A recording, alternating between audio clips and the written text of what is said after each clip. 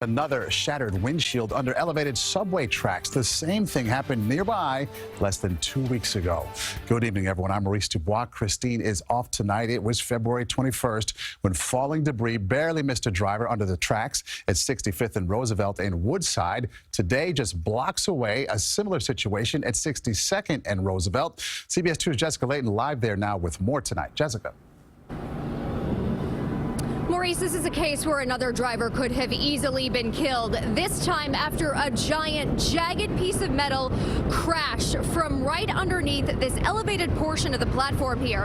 Now, last time this happened, the MTA says it did a system-wide inspection of all of its infrastructure, but a lot of people here tonight are saying they must have missed something. Rusty metal rains down from the underbelly of the elevated 7 train platform in Woodside after debris crashed onto a car for the second time in 2 weeks.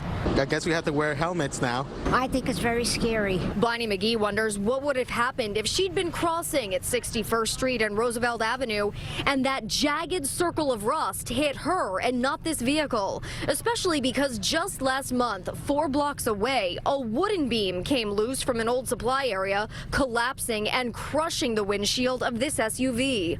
I feel that as long as nobody is seriously hurt, they're not going to take the necessary precautions. Just unbelievable, unacceptable. Councilmember Jimmy Van Bramer is saying shame on the MTA for letting a crumbling system put people in jeopardy twice now. If this continues to happen, someone's going to die.